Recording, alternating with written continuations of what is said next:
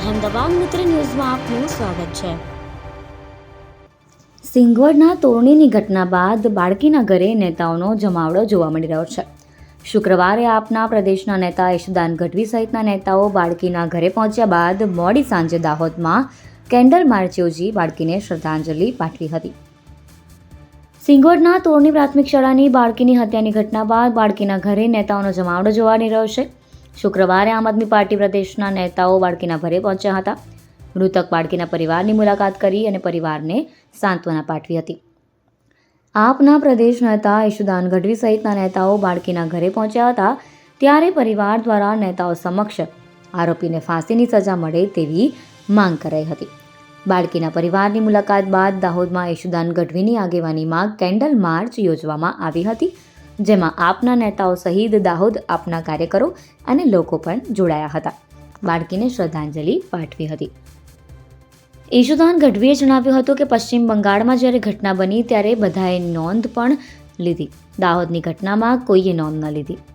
મારે ગુજરાતના મૌની બાબા મુખ્યમંત્રીને કહેવા માંગુ છું કે બંગાળમાં જે ઘટના ઘટી તેમાં તમે મમતા દીદીને લેટર લખ્યા હતા, હવે એ લેટર કેમ ના લખ્યા? આજે ગુજરાતના મુખ્યમંત્રી ધરણા કરે છે, દાહોદમાં પણ ધરણા હતા। અરે ભાજપના નેતાઓ શરમ કરો, 10 દિવસ તો શોક પાડવો હતો। સાથે બાળકીના પરિજનોને 50 લાખની સહાય તેમજ આરોપીને ફાંસી આપે તેવી માંગ કરી હતી।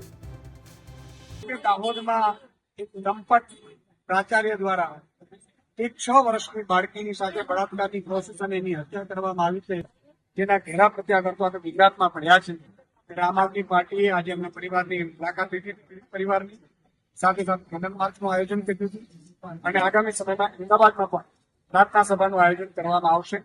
પણ સૌથી દુઃખની વાત એ છે કે પશ્ચિમ બંગાળમાં જયારે ડોક્ટરની બહેનની જયારે બળાત્કારની હત્યા થઈ ત્યારે આખા દેશમાં રોષ થયો, ગુજરાતમાં પણ બહેનો ભાજપની રસ્તા ઉપર આવી હતી।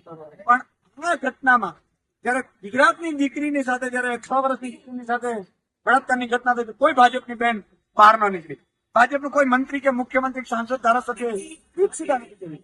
એટલું નહીં, મુખ્યમંત્રીએ પશ્ચિમ બંગાળમાં ઘટના બની ત્યારે મમતા દીદીને લેટર લખતા હતા, પત્ર લખતા હતા। અત્યારે એ આટલા દિવસ થયા છે, 10 દિવસ થવા જાય છે આ હત્યાના કાંડને, એમાં મૌની બાબા બની ગયા। અને એટલું નહીં, આજે દાહોદ સહિત આખા ગુજરાતમાં ભાજપે એ કાર્યક્રમો કર્યા, ધરણાના કાર્યક્રમો। મુખ્યમંત્રી પોતે ધરણા કરે છે, પણ આ દીકરીના પરિવારને, પીડિત પરિવારને મળવા સુધા એમના પાસે સમય નથી। એટલે તો ખૂબ જ દુઃખદ ઘટના છે। અમારી માંગ છે કે આ મુખ્યમંત્રી શ્રી કાં તો રાજીનામું આપે, કાં તો અમને ફાસ્ટ ટ્રેક કોર્ટ ચલાવી કેસ અને તુરંત ફાંસીની સજા આપે અને સાથે સાથે 50 લાખ રૂપિયા સહાય આપે પીડિત પરિવારને અને જે સીસીટીવી સ્કૂલો સર્ચ કરે, બસ અને રિક્ષાની સુવિધા પૂરી પાડે। નહીં તો આગામી સમયમાં આમ આદમી પાર્ટી આ માંગોને લઈને રસ્તા ઉપર ઉતરશે। અહેમદાબાદ મિત્ર ન્યૂઝની યુટ્યુબ ચેનલને સબસ્ક્રાઇબ કરો અને બેલ આઇકોન જરૂરથી દબાવો, જેથી દરેક મહત્વના વિડીયોની નોટિફિકેશન તમને મળતી રહે।